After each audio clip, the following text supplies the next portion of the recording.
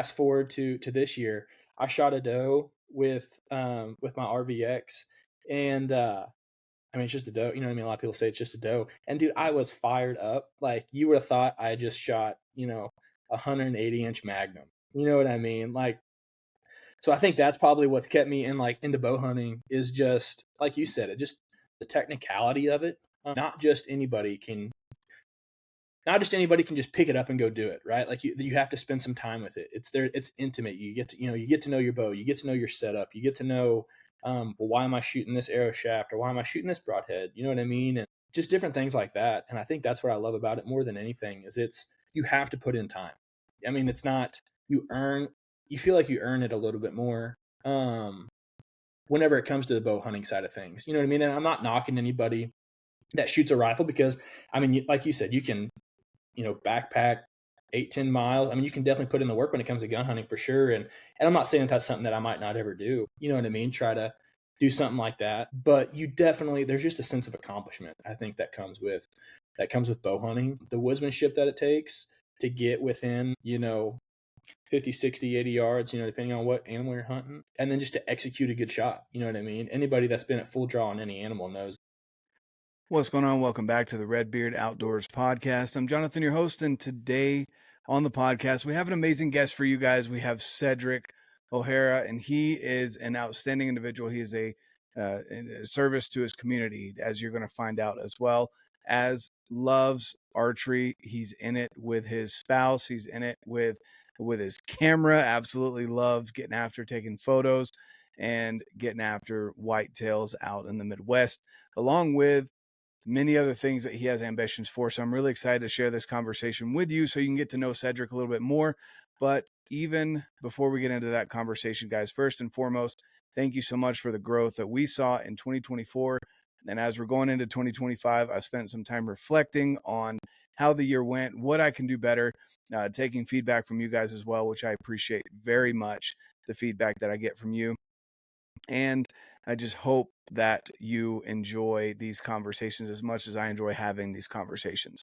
If you do me a favor, and one way that you can support the show non-monetarily, it's free to you, it's very quick and easy, is if you're listening to this on Spotify or Apple, leave us a review, and leave a comment is also something that you can start doing now on Spotify, and follow the podcast. If you're watching this on YouTube, subscribe to the channel. Leave a comment down below of maybe future guests that you'd like to see, or even things that you enjoyed about this podcast, and questions that you may have for me or Cedric throughout the podcast. And last but not least, guys, there's a list down below of partners of the show that are giving you the best price possible. If you're in the market for gear, now is the time to start looking at gear. Now is the time to start getting things dialed in, whether it be with your bow, with your rifle, with your backpack, whatever it may be, guys. Go take a look there. And if you have questions, feel free to shoot me an email or message me on Instagram, wherever it may be that you feel the need to reach out to me. I'm more than happy to answer you. Last but not least, guys, right now, Montana Knife Company, which is a partner of the show, they do an amazing job with knives, obviously, but also much more for their community. And right now they have an amazing giveaway donation, in a way, so that they can encourage people to donate to the people in North Carolina and in California. What you do is, I'll leave the link down below. It'll be the first link that you see down in the description down below.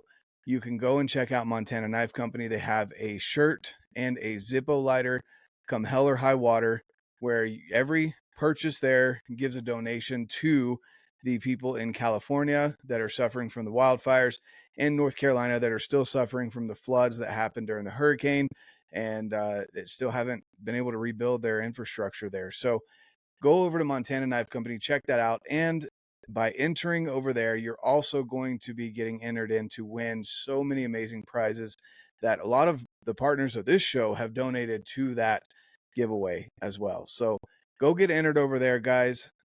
Make sure you check out Montana Knives Company, donation to California and North Carolina. Let's support our brothers and sisters out there that are victims of these obviously unforeseen circumstances, and we want to go and support them. So please go and check it out. Again, I'll leave the link down below, and you can go help our brothers and sisters on both coasts as they're suffering right now. Now let's get into this conversation here with Cedric, and let's talk archery. Let's talk photography, and let's talk living life to the fullest. Here we go. What's going on, everyone? Welcome back to the RedBeard Outdoors podcast. I'm Jonathan, your host, and today we've got an awesome guest for you guys. We have Cedric O'Hara, and Cedric and I just came across each other on social media. We both love archery. He's also a police officer, which I have not been a police officer, but I've been around enough. And my dad was a cop as well in probably one of the more dangerous cities in North Carolina. I wouldn't recommend anyone going there in Fayetteville, North Carolina. But with that being said, Cedric is just I love his content, love the stuff he puts out there. He obviously is passionate about archery and getting into the tree stand and going hunting and many other things as well. So with that being said, Cedric, for people that don't know who you are you, man? Well, I would say probably more than anything, I'm a child of God. That's the first thing I gotta say. That's probably the most important thing to me, is my faith. But other than that, man, you could use a lot of descriptors to describe me. You know, husband to a beautiful woman, avid, bow hunter, love getting out, trying to dabble more into the western side of things. Mostly my roots are here in the Midwest, chasing whitetails and stuff like that. So yeah, that's about it. Most importantly, I said my family is the most important thing to me, and just trying to navigate this space and see where it goes. No, awesome. I definitely understand that. And it's, putting yourself out there on social media, I think a lot of people could think it's easy, which it is as far as a barrier of entry. Anyone can create a social media page, but to create a following and to create your own style as far as, photography or, the message that you're putting out there, it's not something that's too easy to do, especially when you have a job that you already put yourself out there so much as a police officer. So with that, what got you started and why did you want to start your Instagram page and sharing the content that you do? Honestly, I've always loved kind of like documenting just kind of what we're doing, or kind of what I've been doing. You know what I mean? Even going back to when I first started bow hunting, um, always loved kind of documenting that stuff. My photography skills, and I didn't have my wife at the time, were very, very bad. um, so I kind of also started it just to see what everybody else was doing. You know what I mean? Kind of see what's going on in different parts of the country, and it was tons of fun. And then fast forward, I guess, in time, I met my wife, um, and she decided one day that she wanted to kind of start a side hustle, and so she started a photography business. And obviously at that point, I'd kind of made some connections with people in the industry, and the bow hunting side of things had gotten really serious for me, and something that I realized, that I absolutely just love more than anything. And so then we kind of decided, well, why don't we start trying to do like just some brand photography? You know what I mean? Like, it's kind of fun. It's kind of cool. It'd be kind of really cool to see my wife get some of her photos on catalogs or whatever. And it's something to do together more than anything. I mean, I don't know how many guys give me a hard time. They're just like, I go hunting to get away from my wife. You know what I mean? And it's something that her and I get to do together, and share those experiences. I mean, she's always my first phone call if she's not with me. So it's even better whenever you get to harvest something or do whatever, and she's right there in the stand with me. So that's a reason. That's a big reason why we kind of started it together. It was just something to do together. We got to go outside. She got to kind of test her skills, kind of in different avenues with like lighting and just different scenarios and different types of geography and just things like that. And she's a wizard. I mean, you know what I mean? I tell everybody, she's like the 95% and I'm the 5% of what we kind of do. So it's tons of fun. She's taught me a lot.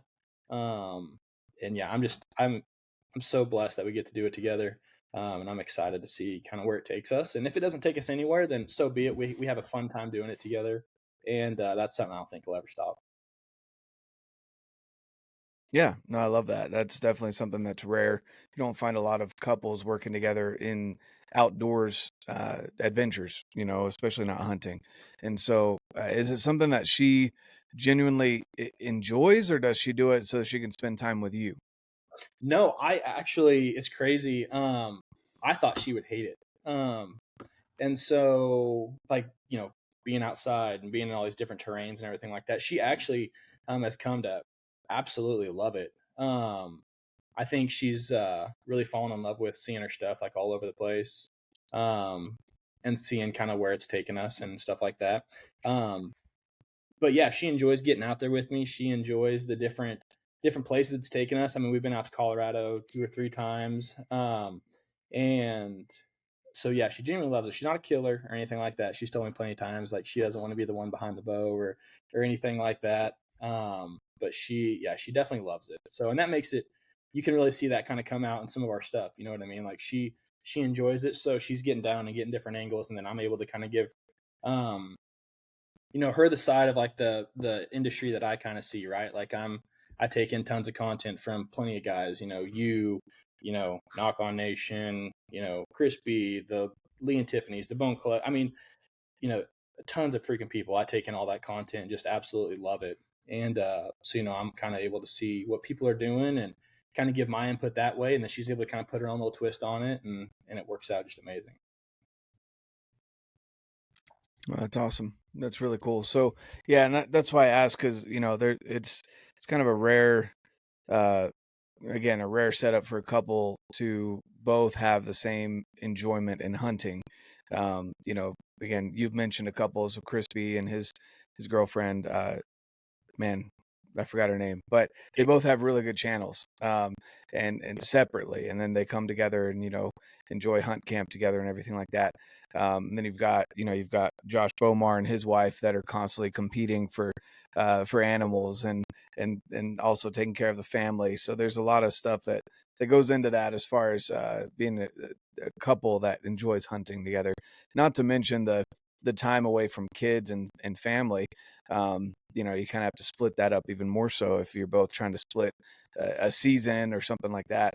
That takes a lot of work. So with that being said, you're a police officer Hmm. for your actual job. Um, Hmm. where I guess where do you live? So I live down in Southwest Missouri.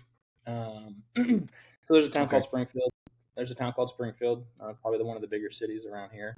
But then I live about an hour south of there, around a town near Branson. So anybody that's in probably Okay. like the Midwest probably knows about Branson. So Yeah. Yeah. Yeah. Okay. Cool. So, and what got you into being a police officer? Why did you choose that profession?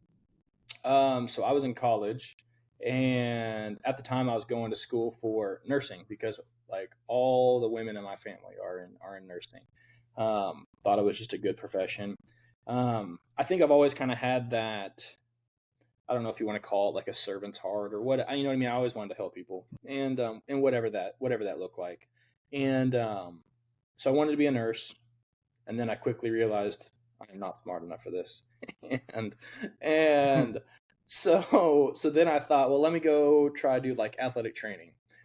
Quickly realized that wasn't what I wanted to do, and then I kind of got to thinking, well, I like the outdoors, stuff like that. Why don't I try being a conservation agent? And so that's what I was starting to do. But then I had a agent actually tell me, he was like, just realize if you love to hunt, like you're going to be working when it's hunting season. You know what I mean? So I was like, yeah, that ain't gonna work. That isn't gonna fly. So then I actually had a buddy at the time that worked for my agency, and he was like, hey, why don't you give this a shot? And I was like, well, sell me on it because I'm not sold on being a police officer. And he was like, well, and his exact words, and it was just hilarious. He's like, you get a free car, you don't have to pay for your clothes or whatever, and you get to drive around all the time, and kind of you kind of get to be your own little boss. There's a lot of autonomy in my agency, which is really nice. And so he sold me on it, and next thing I know, I went to the academy and graduated, and here I am coming up almost on 7 years doing it. So Wow, that's a yeah, long time. yeah. Yeah, it is. I started out in northern Missouri. So you go to the academy for my agency. You go to the academy, and then you kind of get to throw in options about where you want to go, right? Then ultimately they kind of send you where they need you. So you go there, kind of do your due diligence, spend your time, and then if you want to try to transfer to a more specific location, then you have that option. And so I went up to northern Missouri, which is prime, hunting mecca, and I loved every bit of it.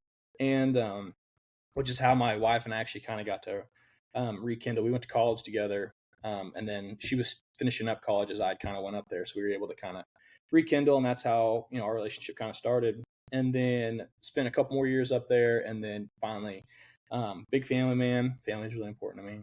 And at the time, I was living about 4 or 5 hours away from them all, and so I was like, yeah, I'm kind of fed up with this. So put in a transfer, moved back down here closer to family, and just been doing it ever since. So That's awesome. No, that's really cool. I didn't realize you were in Missouri. For some reason, I thought you were up north, more like Ohio, Pennsylvania area. Um, but yeah, so how far away is Fenton from you? Fenton is over, I think, by like St. Louis, which is probably about Yeah. 4 hours, about four-ish hours away from me. I Oh, know that. Yeah, so I know you're a big First Form guy, and my wife and I are too. I drink there. I literally stop at the gas station every single time I start my shift and grab an energy drink. and yeah, yeah. So yeah, the what the heck, Screaming Freedom, and then the Citrus Blast are my two go tos, 100%. So, um, but yeah, so I know, we're gonna yeah, have a problem. We're gonna have a problem with that, man. There's did you ever try? Did you get to try the Grape Smash or the Summerade? I didn't. I saw that you like kind of dropped something about like a little small batch or whatever, and I did not get to try that, sadly. I'm a big grape guy. I love grape, and Missed so out, man. Those yeah, are the two best flavors, and then Orange Sunrise is yep, definitely the next one. And I don't Citrus Blast, man. That one's it's kind of a mellow flavor. It's interesting. That's one of your favorites. It's kind of on the bottom for me. It's just above cherry lime, which nobody likes cherry lime. So nobody. even Andy said, if you like cherry lime, whoever created cherry lime needs to be fired. So, Yeah, but I think no, that first one I tried, but yeah. So yeah, no, that's cool. I'm hoping to get out there for some whitetails next year in Missouri. We'll see what ends up happening. I've got a buddy that has some property out there that they're supposed to cull. It was either 20 or 30 deer a year, and no one on that property hunts. And wow, I'm like, I will pay for that opportunity. And he's like, no, we'll just have you out for free. Just get there. I was like, all right. I was like, sounds like we got some doe patrol coming up next year. So we might yeah, have to get you in on that. But yeah, that'd be, yeah, no, the whole, Missouri's got they've got good animals. They're kind of a weird mix where it's not quite like the small whitetails like you get on the southeast, but they're not quite as big as like Minnesota, Wisconsin whitetails either. They're kind of like a right in between. Um, yeah, yeah, so and it definitely depends on where you hit the state too. That's the crazy thing about Missouri. I talk to people all the time. Missouri, um, mm, I have my own opinions about how our conservation kind of runs things, um, but Missouri has the ability to be, in my opinion, arguably the best whitetail state in the country. I mean, you can go mm, literally anywhere in the state and hunt a 200-inch deer. You know what I mean? Like you go up to Iowa, the southern Iowa, and a little bit, like southwest and southeast is kind of like, the prime hunting areas, right? You start getting more northern Iowa. There's no timber. It's all just flat fields. You know what I mean? Obviously Kansas is pretty money, but I mean, here in Missouri, like our terrain, our geography, just everything holds big deer statewide. I mean, I live in southern Missouri, and I have a friend whose dad shot a 200, and then a 197 got killed off public down here in one of the counties that I work in actually this year. But then you go up to northern Missouri, and that's where Bomars have land, the juries have land, Crispy, Caitlin, that's where they hunt, all those people up there. So Missouri's got the ability, and they've got big deer, but yeah, you're definitely right. Like, when it comes to like, your southern deer, your northern deer, your eastern deer, and stuff like that, the bodies definitely change. Yeah, for sure. So what, I guess, we talked about getting into being a police officer, and with being a police officer, especially nowadays, it can be pretty difficult to, and I guess depends on the area you're in. But we've kind of gone through the COVID stuff, and then we went through, defund the police stuff, and there's still stuff kind of floating around out there. Is the area that you're in, are they more pro police, or are they more kind of leaning the other way? Yeah, I would say Missouri as a whole is pretty pro police. Obviously, we have some pretty, um, we have probably about 3 or 4 counties in the state that kind of swing the other way. You know what I mean? It's kind of your bigger cities, St. Louis, Columbia, Springfield, uh, Kansas City, places like that. Mm. Um, but I mean, honestly, man, I'm pretty blessed. Like living here in Missouri, there's pretty great values. I mean, honestly, especially like where I work, kind of in southern Missouri. I mean, it's good old farmers. It's where I live specifically. It's kind of close to Branson, like I said, so it's kind of more of a tourist town. Um, but just good people coming down here just to have fun. Um, I mean, honestly, I think it's probably one of the safest places I could work. Not to say that there isn't a bad apple here and there, because there always is. Right. But there's pretty just great values down here. I mean, people are always, saying thank you. And I don't know how many times I go out and eat with like my zone mates or something, and some random person will just pay for it. You know what I mean? Like you don't even know who did it, and they just want to say thank you. So, um, I think it's probably that way, across the country more than people really realize. You know what I mean?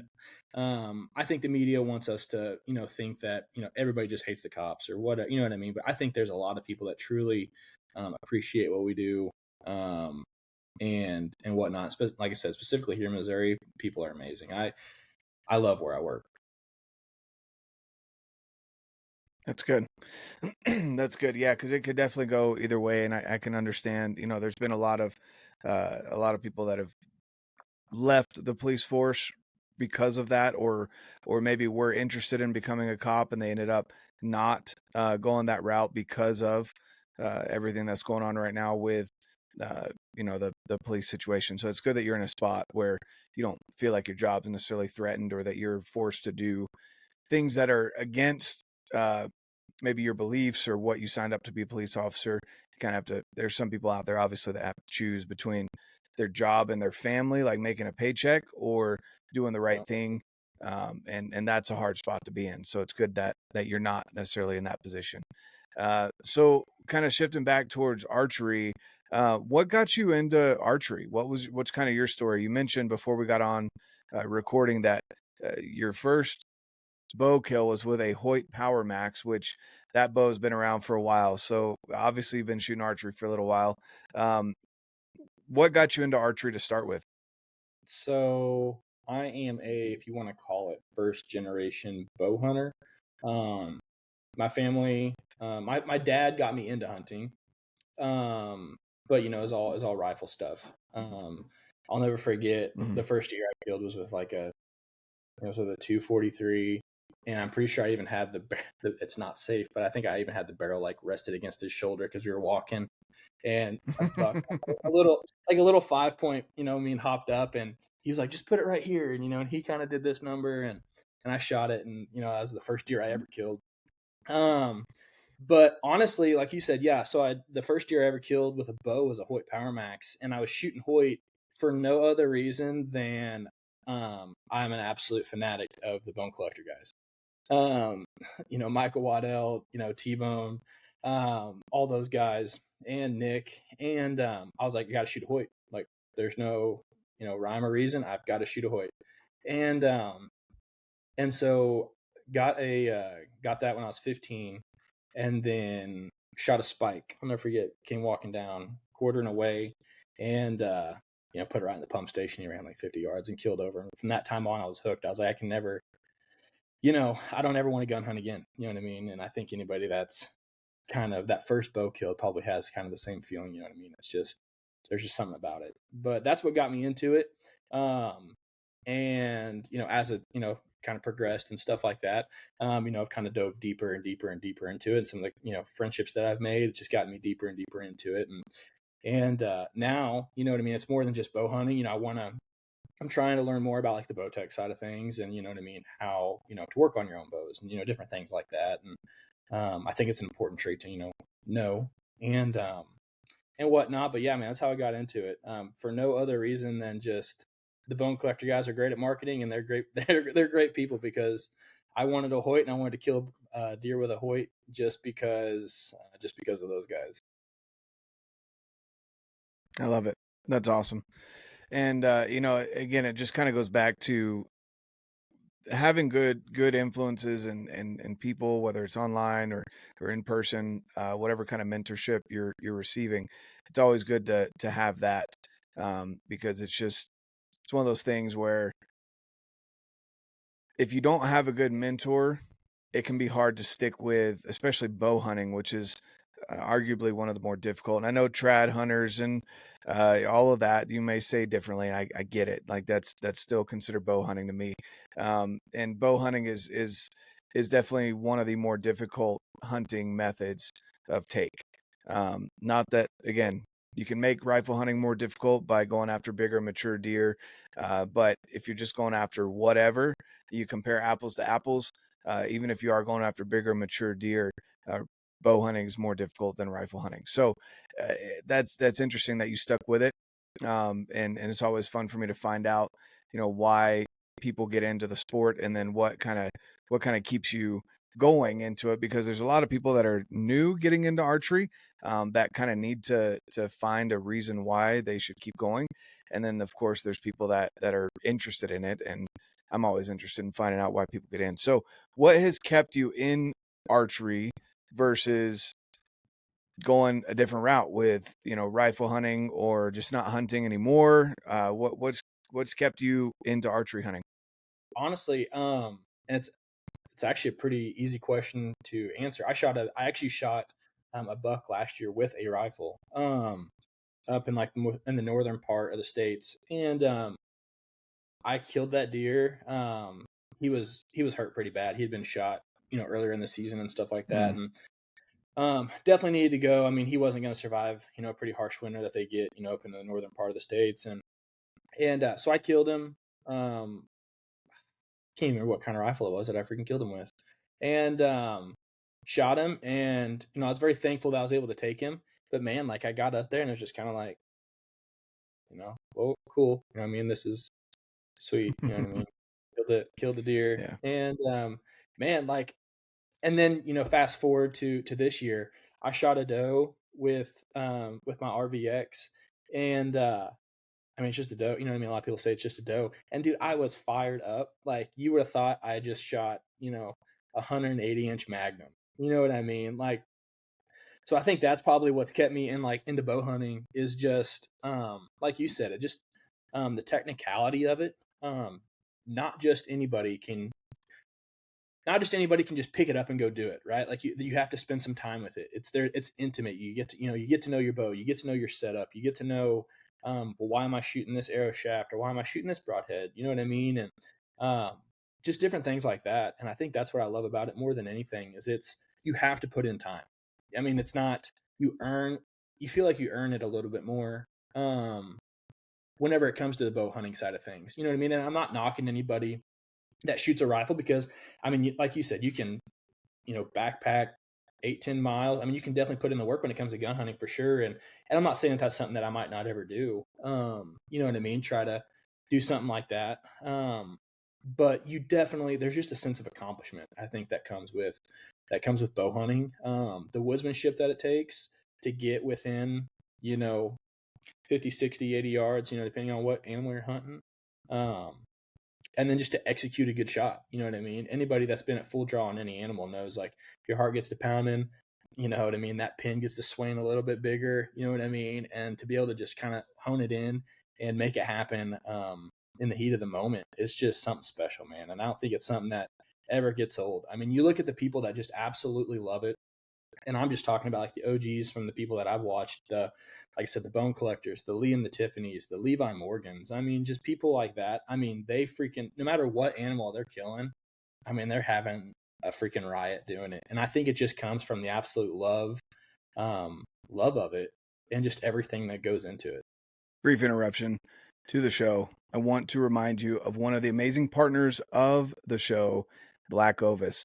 And actually right now, as you're listening, head over to the link down below and you can get entered to win a 6x8 blackout jumping jack trailer. They're giving it away, guys. So highly recommend that you go and check that out. You can get extra entries by buying BlackOvis specific gear. So I'll leave that link down below. You'll be supporting the show here. You'll be supporting the partners, and you can win an amazing camp setup. If you've never looked at the jumping jack trailers, they're freaking awesome.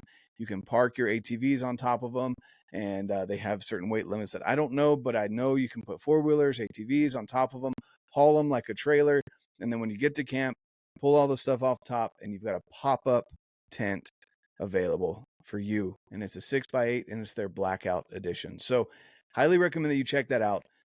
Definitely love BlackOvis and all the gear they offer over there. They even sell my favorite backpack, Initial Ascent, and much, much more. Favorite boots, the Crispies, and so many other things. But again, you can get bonus entries by purchasing BlackOvis gear. Use the code RedBeard. Use the code RedBeard over at BlackOvis and check out the links down below to make sure that you get entered in to win the Jumping Jack trailer 6x8 blackout. Go check it out, guys.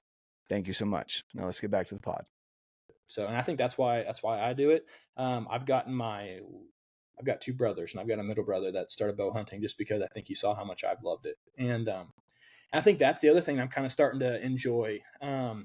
Is, you know, I got my brother into bow hunting. I've got a buddy that he's got a little Matthews mission, and he started bow hunting just because, you know, just from being, you know, just getting to hang out and stuff like that. He's kind of starting to get more into it. And I've got a couple other friends that are getting more and more serious into the you know, into bow hunting, just because we get to hang out, we get to chatting it up and cutting it up, you know what I mean, and stuff like that. And I think that's another thing that I've just started falling in love with, is just getting more and more people out into the woods and getting them into bow hunting specifically, just because it's pretty hard to just go outside, depending on where you live, and just start plinking off rounds with whatever gun you have. You know what I mean? But, you know what I mean? If you have just a quasi good setup, you can go out there and rip 40, 50, 100 arrows. You know what I mean? And nobody's going to know. So, and like you said about being a cop, I mean, archery has become a pretty good stress reliever of mine. I mean, if I have a bad day at work, you know what I mean? Or what, I've got a lot on my mind, you know, I'll just grab my prime and go outside and start ripping arrows. You know what I mean? And the next thing you know, everything's fine and dandy, and you kind of forget all the problems that you have, and then you can kind of come back into them, and you know what I mean, and get it taken care of. But yeah, I think that's definitely the why. I love it. It's definitely something that that rings true to a lot of people. You know, being able to turn off the noise for a little bit while you're out there shooting your bow. And going back to what you said about the difference between shooting that buck with a rifle and then shooting a doe with your bow this year. You know, it's really funny. I've noticed it in the last 2 years that I've gone whitetail hunting with my bow. It's different than Western hunting. Like, I get excited about animals, but I don't feel like I get the shakes until after I've shot with Western animals. Yeah. But I went out just, for example, in North Carolina just a couple weeks ago.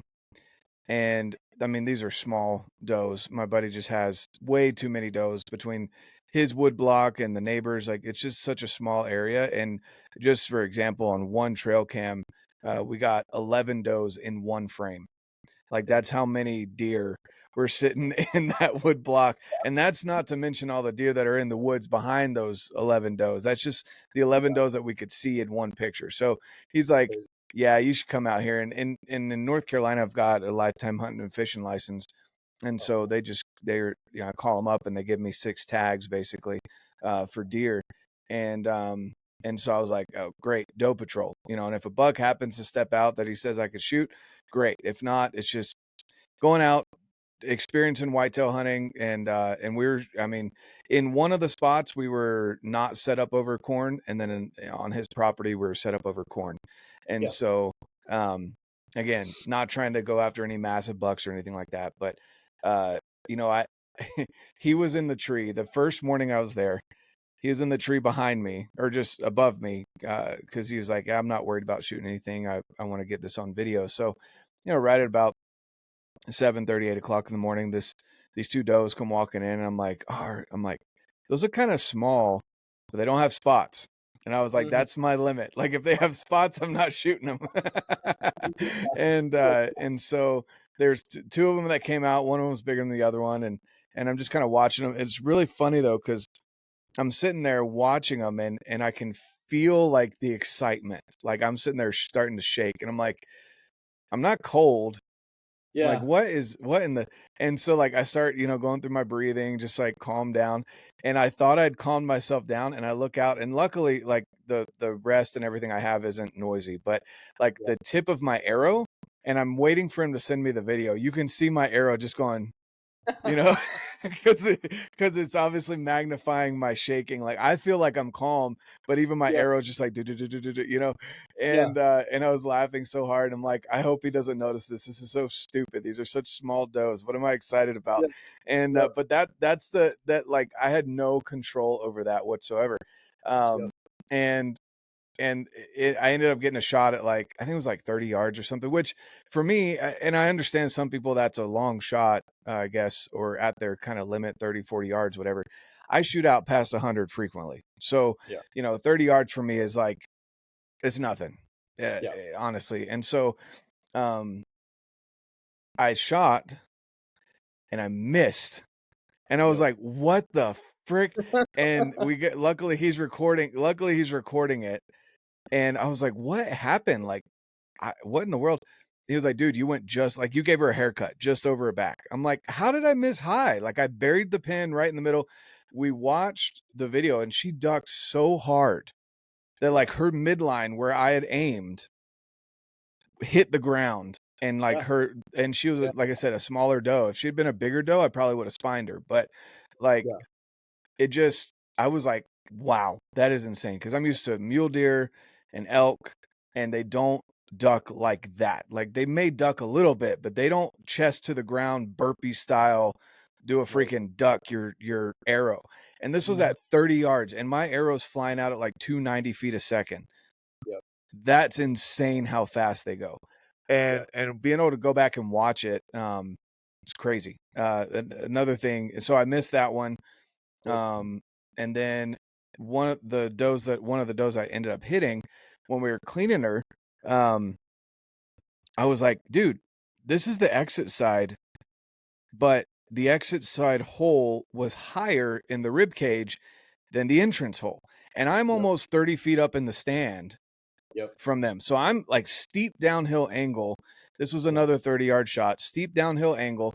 I'm like, that thing should have been coming out like almost brisket from where I shot. What happened was, and we got this on video too, is cool. We got it on his trail cam. The way, and he was like, I bet he ducked and turned to the right. And so she ducked and turned to the right. And so we go back and watch the video, and sure enough, as the arrow's coming in, this is again how fast they're going. My arrow's going 290 feet a second, right? And it's coming in at a steep angle downhill, and it goes in right down the middle of the rib cage and comes out higher in the rib cage on the exit side than where it went in on the entrance side. So you would think I was shooting uphill, the way, like, if someone was just cleaning the animal, just looking at it, it looks like I shot him uphill, and I shot it downhill. Anyway, the video shows the doe dropped and turned right, like, as the arrow's going through her body, to the point where the arrow came out higher in her rib cage than where it entered. Like, that's insane to me. It's crazy. And oh, what were you gonna say? I was just gonna say it's great. Like anybody that I talk to that is a Western hunter, that when they come out and they hunt whitetails for the first time or something like that, they all say, yeah, they all say the same thing. It's just like, man, I just the way that they duck, they're like, I've missed more Mhm. whitetails than I have anything else. I mean, I've got some buddies that are straight killers, and they're like, I've missed more whitetails than than I have anything. I'm like, yeah, dude, they're freaking frustrating. I had the same thing happen to me Yeah. this year. I had a buck. It was during the rut. It was on November 2nd. Had a buck come up out of the ditch, looking for the rattling that I was doing, and he's on a mission. So I'm trying to get everything where it needs to be. And he's at 27 yards. Wasn't any, like you said, wasn't even a far shot. Shoot way farther than that all the time. And um, he ducked me so bad that I shot him right through the back straps, right through the back straps. Get down, find the arrow. There's just like some meat blood on it, nothing crazy. And then on like November 15th, or I can't remember exactly what the day was, I get a trail cam picture of him, and there it is, the big old G5 tattoo on his back strap. You know what I mean? So it's super, super frustrating. Yeah. Yeah, that's crazy. And I, you always hear that you got to aim lower third, blah blah blah. But like again, as a Western guy, and at this point, I'd been on, I killed a mule deer, killed an elk, and then I'd killed a whitetail in Wisconsin. Which again, the Wisconsin whitetails, I don't know if they're bred differently. It was funny. I was out there with Jake from First Form. I told his dad, I was like, dude, he just stood there and took it. Like he didn't flinch at all. And so my shot was a little low, which was perfect because it was like almost a heart shot, just clipped the tip of the heart Yeah. at the top. And I was like, but I remembered thinking I need to aim lower third. I aim lower third, and he just took that freaking arrow like a bull elk. Like he just like stared at me and just whack. And then he ran off and piled up his 60 yards. And I was like, man, and he was like, yeah, we don't breed those kind of deer up here.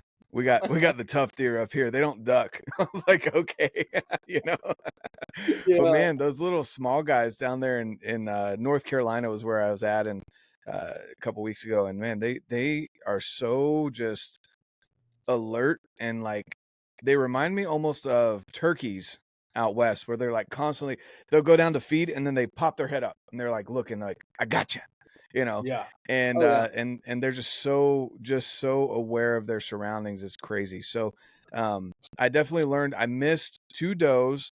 So the first day, that first doe, just over back, and then I hit a tree on the second doe that I shot at, because I was trying to, she was the big, I called her Big Mama. She was the doe, like Yeah. king or queen doe, big Mhm. old fat doe. And she came in and she got spooked off by a bunch of squirrels. And so Yeah. she started to walk away. I was like, no, I don't want to miss this opportunity. Tried to weave it through some trees and ended up smacking a tree. Um, Oh, that sever broadhead just crushed that tree, and then the third doe I missed was, again, same thing. I got a little bit of meat on the arrow, and it sounded like I kind of clipped her hard, mhm. but no blood trail. It was just a little bit of meat, like backstrap again. And so after that, I was like, okay, I'm freaking aiming like on the dirt underneath them at this Yeah. point, because like Yeah. it's insane how fast they can move. And just for people out there that don't, and I've learned this, and it makes sense from an anatomy perspective, but it's not that they're necessarily ducking. It's that their immediate reaction is to pick their feet up off the ground. And what that does is makes their chest hit. So it's not that they're ducking, it's they pick their feet up, because what that does mechanically is creates a spring-like motion. And so when they hit the ground, when their paws or whatever, their hooves finally hit Mhm. the ground after pulling them off the ground, their chest is on the ground. They hit the ground with their hooves, and they are off, because it's like a spring. That's how they go so fast. They just spring load it and just, and they're gone. The other, It is. and the other thing is like I think also just trying to learn, like I don't like to shoot a deer that is feeding, you know what I mean, like head down, Mm, because they also use that too as like almost like a pendulum, you know what I mean, if their head's down, as soon as they bring mm-hmm. it up, what's going to happen, their back's immediately going to drop. um, Yep. so I prefer to try, you know what I mean, you can't always have the perfect scenario in every hunting situation, um, but I definitely don't like to shoot a deer that's feeding. You know what I mean? I try if I can to you know what I mean, have their head up. That way, you know, you kind of eliminate that. But like my buck, I mean, Mm. he was on alert like crazy. He was looking for, I was rattling. He was looking for the rattle, and he was moving pretty quick. I had to stop him before I even got to draw. So he watched me draw, and I mean, he was looking right up at me. So those little Mm. things that, you know what I mean, you can take away of like, you know what I mean. A lot of deer are on alert. I think I've realized like sometimes deer, I feel like that I hunt over bait piles in like in other states, get more alert. You know what I mean? Like Mm. they're coming into the corn, they know Yeah. like I really want that corn, but I also know I've been shot at before whenever I come in here. You know what I mean? And so, Yeah. uh, They're looking for that tree pumpkin. yeah. So, so yeah, those deer that are on alert, those deer that are feeding, obviously a lot of times got to make it a little bit harder. Um, but yeah, it can be super frustrating. Yeah. So yeah, if anyone's out there doing some late season whitetail hunting, or if you're planning on it next year, just especially if you're a Western guy or whatever. And I know it's a little bit different from a ground blind. Like if you're on the ground, it's also a little bit different, just the way your arrow trajectory is. You don't have to aim as low. But yeah, I you know, again, I was blown away at how fast they can duck at 20, 30 yards. Again, 290 feet a second. So I mean, it's not even taking a second for my arrow to get to them. Yeah. And they're gone. Like it's crazy. Yeah, it can be so frustrating because like whenever like that buck that I had shot through the back straps, um, I mean, like I said, I'd gotten a trail cam picture of him later in the season, and so I was able to see where I hit, and I was like, that's high, but at the angle I was at, you would think that still would have killed that deer. I mean, I'm shooting a 2-inch cutting, Mm. you know, mechanical. I mean, you would think that still would have killed that deer. And I You remember shooting I the was mega listening, meats? yeah, shooting, yeah, I got to shoot the mega meats, man. And I'd listened to a podcast actually. I think that Evan Williams was speaking on, and he kind of made a good point that um, when those deer are dropping, I mean, a thing to consider is like their organs are dropping too, right? And so Yeah. it can create that little pocket right there where maybe their organs were supposed to be that they aren't for that split second. You know what I mean? And if your arrow gets sent right through there, um, you know, That's true. everybody calls it no man's land, and some people don't believe that it's a thing. I mean, you know, to everybody's own opinions and everything like that. But um, I've been made a believer more times than I'd like to admit. So Yeah.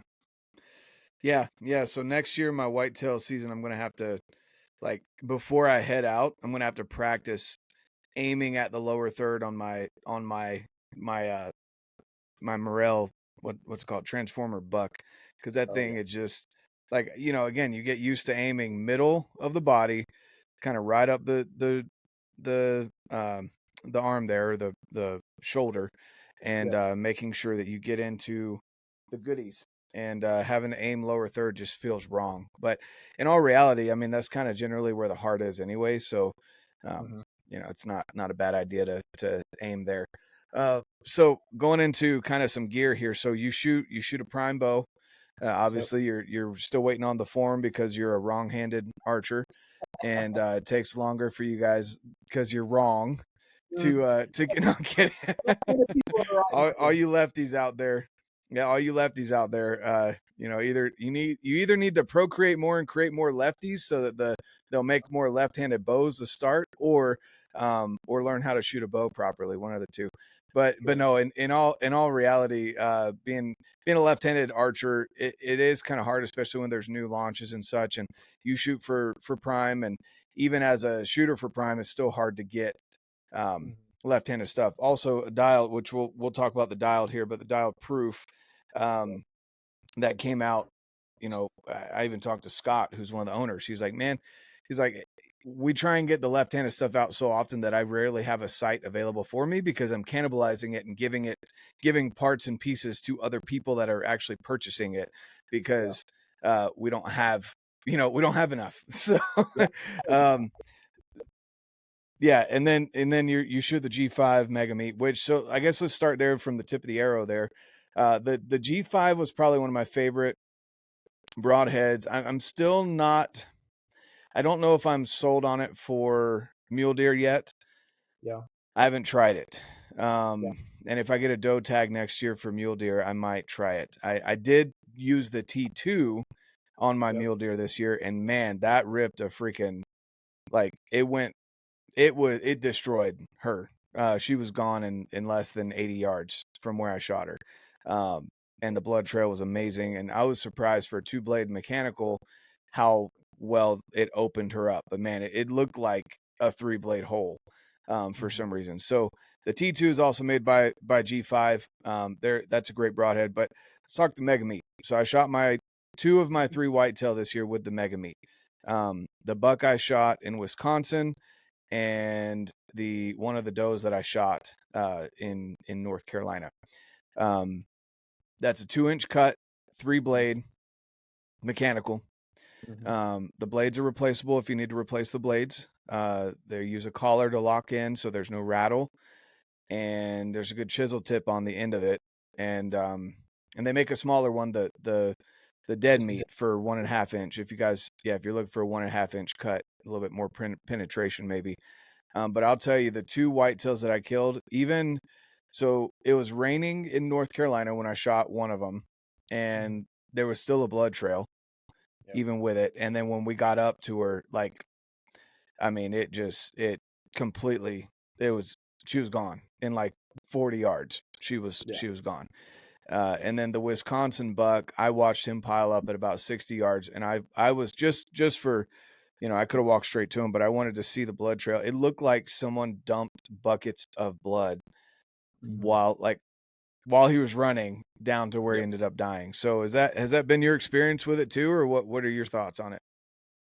Brief moment here, interrupting the podcast to remind you of another amazing partner of the show, Grizzly Coolers.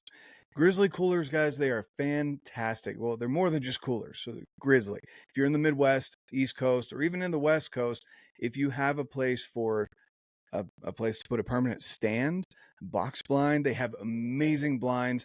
They have troughs if you're looking to put up water. I don't know the technical name for that. They have so many other things, like this cool, amazing hat right here. I love the black camo. And also coolers of all sizes. They have soft-sided coolers, which we've taken up to Alaska, the backpack cooler, which is fantastic. They have your coolers for your day-to-day use. And this right here, honestly, guys, I don't drink coffee or anything like that, but I put my energy drinks and cold drinks in this thing right here. It is fantastic. Look, slide, super smooth, and it is magnet. So super easy to clean right there. There we go. Got it to focus. All right. Now, guys, go check it out. They have amazing single-walled cups. They have the double-line cups. They have tumblers if you're into the big tumblers. They have the gallon size monster jug if you're looking to get a gallon in a day of your water. So all of that, guys, you can go and check out Grizzly with code RedBeard10. Save you some money, support the show, support amazing partners. USA-made coolers. Fantastic. I trust my game meat. I trust my family's camping trips with them. And they're made for box step-ups too, guys. If you need a box step-up, go grab one. Check out Grizzly Coolers and Grizzly Drinkware and Grizzly Everything. Go check it out, guys, with code RedBeard10. The link down below. Thank you so much for the support. Now let's get back to the podcast. Oh yeah, 100%. So I started so the first G5 product. So I started shooting G5. I mean, well before I even shot for Prime and all those guys, just because I loved them. Back to the whole bone collector thing. I mean, anybody that watches Bone Collector knows those guys shoot G5s, and so that's why I started shooting them originally. And then I fell in love with them. I shot the T3s. I shot the dead meats. I haven't killed anything with a T2 yet, but it doesn't surprise me. You know what I mean? How well they're doing. I'll send you a picture of it. Yeah. I mean, it was a full pass through. Well, whenever you get great-minded people like that, like John Dudley and the Graces together, like you can't expect anything else except greatness. You know what I mean? So, yeah. But the Mega Meat, yeah, I've shot quite a few animals with the Mega Meat, and yeah, man, it's all been the same. I shot a buck out in Ohio this year, and my in-laws are from Ohio, and so we always go out there every year, and I get the luxury of getting to run around and chase big whitetails out there. And the buck I shot was rutted up. I mean, I shot him on Thanksgiving, and he was still out checking does, fighting off other little bucks. And he had a 28-inch neck is how big, I think is how big his neck was. I'd have to go Ooh, back. It was either 28 or like that's a mid thick 20. boy. But yeah, but regardless, he was all rutted up, big, thick, he had to have weighed mid 200s probably. And shot him at 25 yards. And yeah, man, you could have, walked on that red carpet. You know what I mean? So I watched him pile up out in a bean field. But great pass through, great big entry hole, great exit hole, and blood trail for days. So I have Yeah. had nothing but great success with them.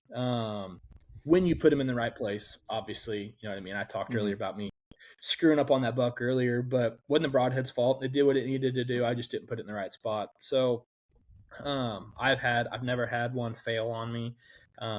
They're sharp as all get out. So if you're ever messing with them and you're trying to lock them in place, make sure, I always kind of like to put them on like a hard surface and press down on them just a little bit to lock them in. Because I have made the stupid mistake of like, oh, surely I can just push on it real quick. And next thing I know, I'm cut my thumb open. But Nope. yeah. So I think every bow hunter's probably done that at least once or twice. But yeah, man, I absolutely love them. I'm excited. I want to try the T2s out.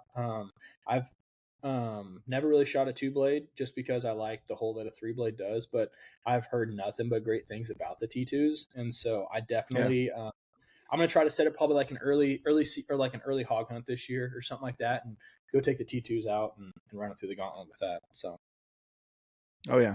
Yeah, that's and again, I'm always kind of skeptical on a 2-blade. I like, even if it is a 2-blade, I like a 2-blade with bleeders.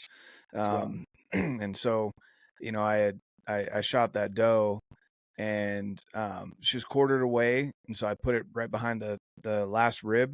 And people, it's funny because I text my Western guys, and they're like, "Oh yeah," like some of them kind of are like, "Okay, that's a good shot." But I text my Eastern guys or Midwest guys. I shot her at 70 yards, and they're like, "Dude, what? Like, why?" I'm like, well, because I felt comfortable. It was a good shot, and then she was quartered away, which I actually almost prefer quartered away to broadside, because you're able to get up in the goodies a little bit better. And they're like, dude, like, that's crazy. 70 yards. I'm like, yeah, and I got a full pass through. They're like, holy mackerel.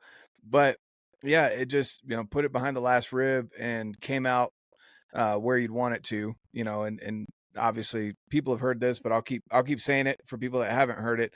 When you're aiming at an animal, especially if it's quartered away, you always aim for the exit. Like, where do you want it to exit?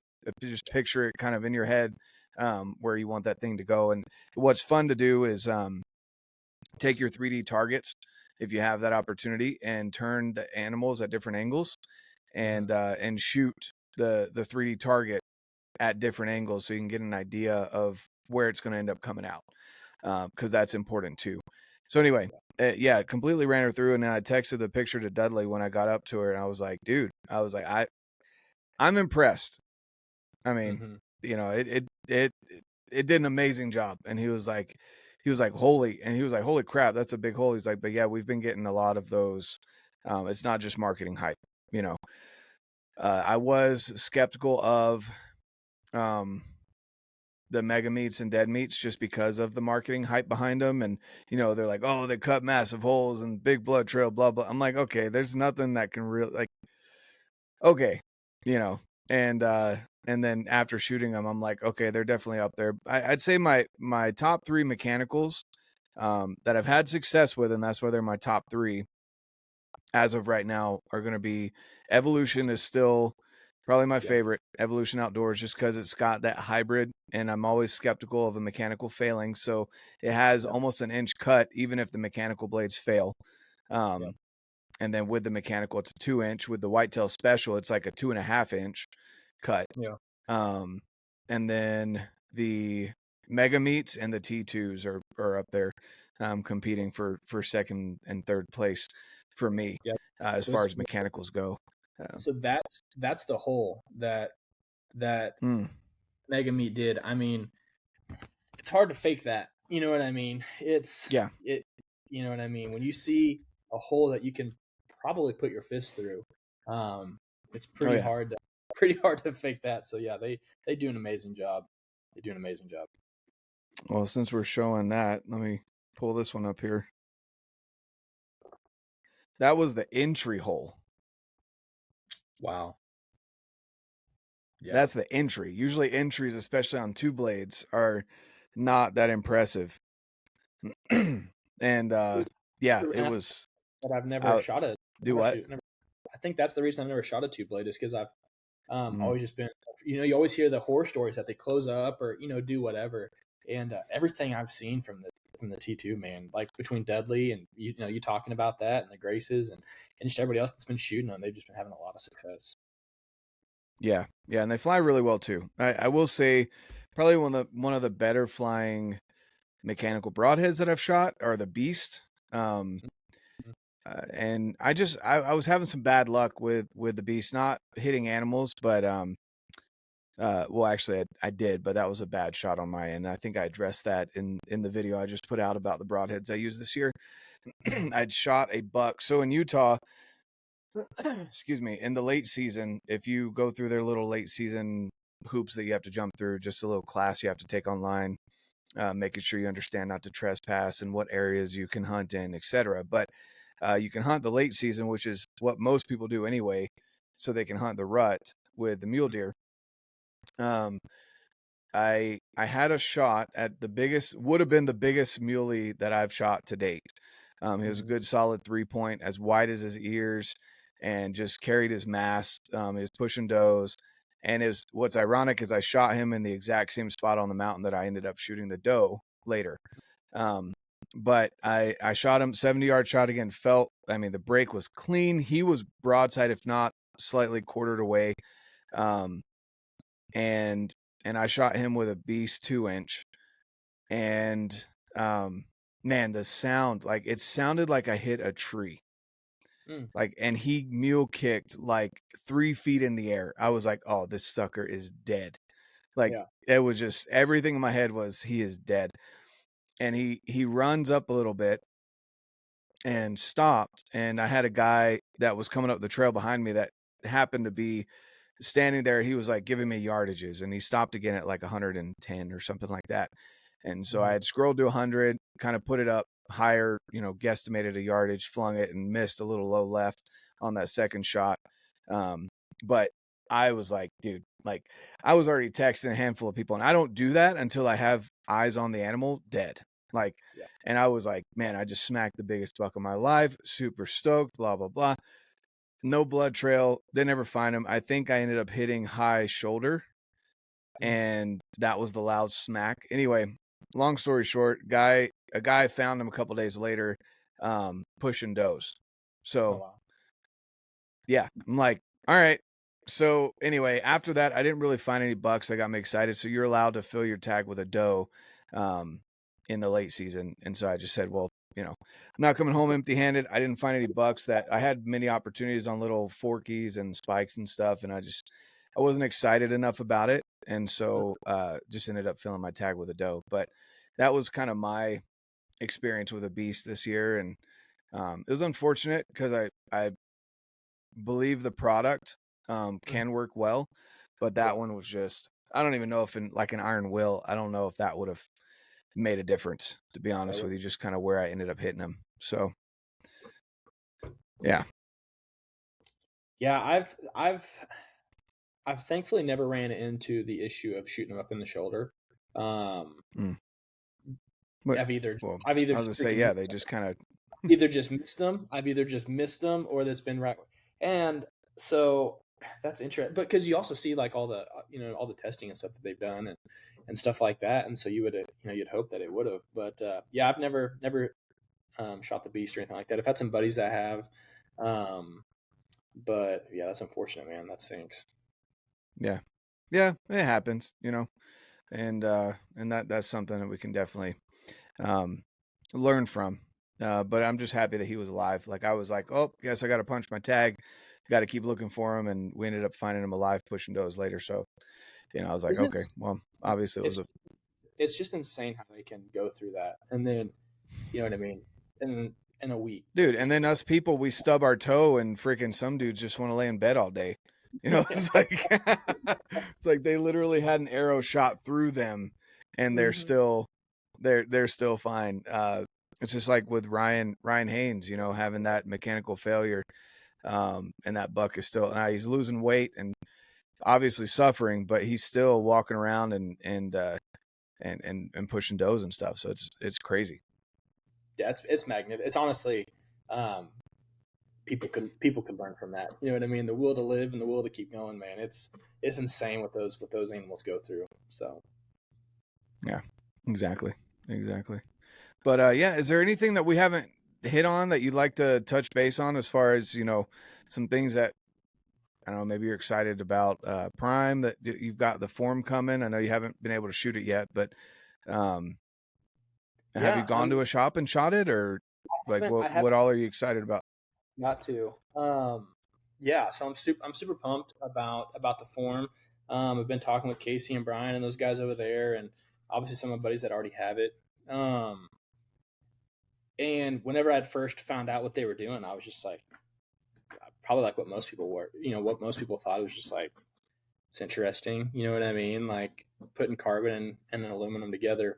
But the more I've talked to them and kind of heard the engineering behind it and stuff like that, I mean, it's, you hear it from a lot of people that have done like their, you know, like their gear reviews or their, whatever you want to call it on the Phorm, are kind of saying the same thing. And I think it's kind of what the bow hunting world's kind of been waiting for, is like some type of manufacturer to make a big splash. You know what I mean? It's, nobody's made like just that giant leap like that in quite a while, in my opinion, personally. I mean, you know, cams get different, you know, risers get cut a little bit different, things like that. But as far as like actual technology and actual things kind of changing the game, I mean, that's why they're, you know, their marketing or their logo or whatever is the Phorm, is because they're changing the form of bow hunting. I mean, it's pretty phenomenal. And with the way it's designed, like I'm excited to see kind of how it handles like in the wind and stuff like that. I mean, with those carbon rods kind of right there through the middle, I mean, it's got to take, you know, some of the wind drift and stuff out of, you know, whenever you've got it at full draw. So I'm super excited to shoot that.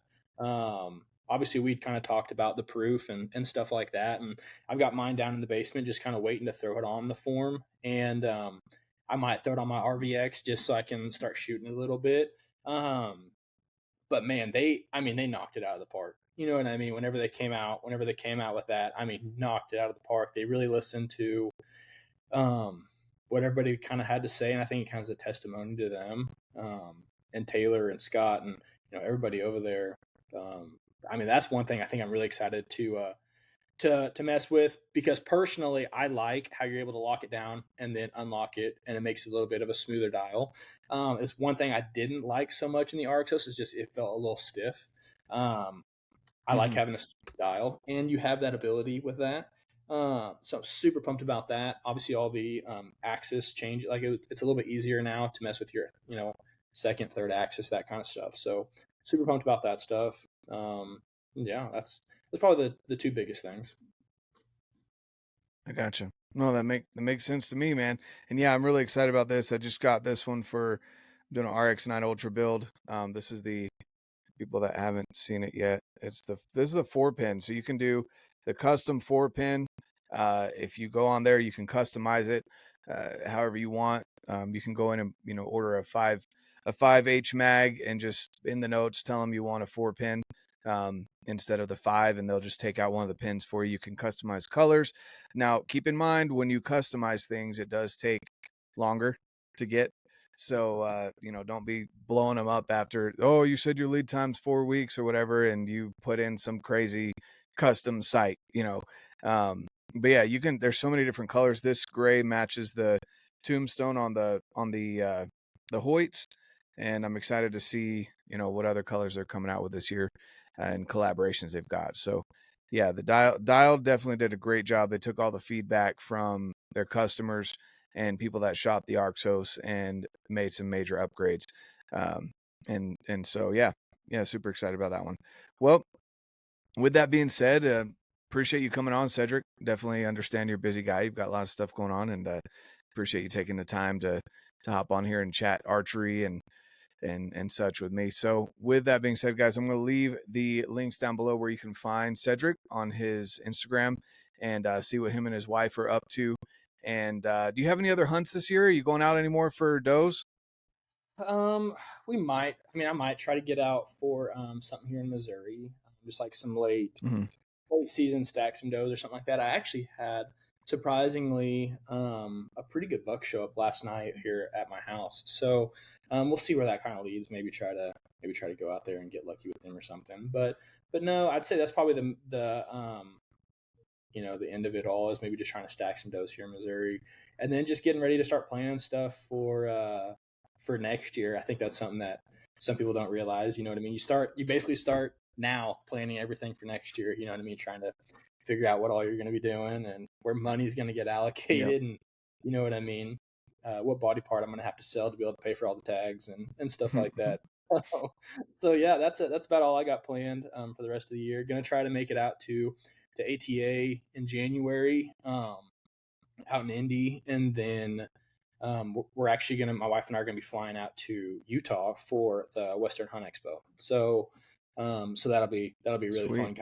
Kind of get to connect with everybody out there. I'm actually not going to be able to be here. Even though it's in my backyard, I'm not going to be at the Hunt Expo.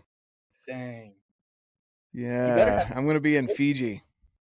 Okay, that's more important. I ended up winning the work trip again this year. And I'm really excited about that, being able to take my wife. It's actually been fun. I don't think she listens to this, and I would say it to her anyway, but it's been nice because last year we went, or I guess technically this year, we went to Italy because I won the trip from last year. And that was over our anniversary weekend. So that was perfect. She got an Italy trip for free on her anniversary. And that was our 10-year anniversary. And then her favorite holiday is actually Valentine's Day. And so I was like trying to scout together some 4-day weekend for Valentine's Day this year. And our Fiji trip happens to fall over Valentine's Day. So I'm like, you get 10 days in Fiji for Valentine's. So like Right there. yeah. So it's kind of I don't know, it's bittersweet on the Hunt Expo end just because I actually really enjoy going to the Hunt Expo. I do feel drained after the weekend, to be honest with you, but I really enjoy seeing people. It brings so many good people together, so many good companies and companies that I work with that I don't always get to see in person. And I love being able to go and shake hands and talk to people in person and make things happen there. But at the same time, I think my wife's she's a little over my hunting right now, so it'll be good for me to show that she is the priority, because she is, and not that hunting and everything else is the priority. So that'll be good. But yeah, there's a lot of people coming out. I know some of the first Phorm crew is planning on coming out as well. And so yeah, this is the first year in handful of years that I'll miss the Hunt Expo and ATA. So yeah. Yeah, I'm kind of on the latter side. Since I kind of got into all this kind of so late, I haven't been to any of those, expos or trade shows, if you will. So it's kind of be my first year at a go at that. So it should be fun. Kind of excited about it. And like you said, kind of getting to connect with everybody that you don't normally get to see.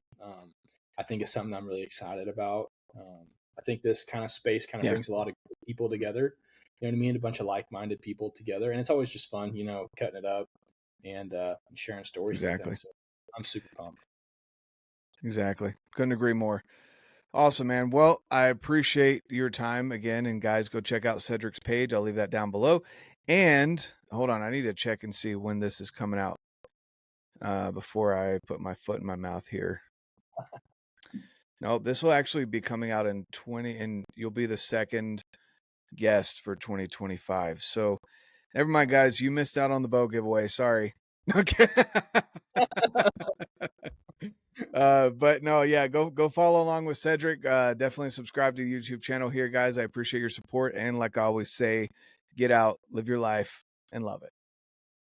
Hope you enjoyed that conversation. Thank you so much for tuning in. Cedric is an outstanding individual, loves serving his community, loves archery, loves his spouse, and so many more things, just wants to live life to the fullest. So thanks so much to him for coming in and for you tuning in to the podcast. I really appreciate it. Guys, all the support that you've given throughout the last couple of years has been fantastic. We continue to grow, and thank you so much for that. Now, I do want to ask one more thing of you. Go and check out what Montana Knife Company is doing for donations to the survivors and victims of East Coast, North Carolina, the floods that destroyed so much infrastructure on the western part of North Carolina, and they are still suffering and definitely have not even scratched the surface on rebuilding over there.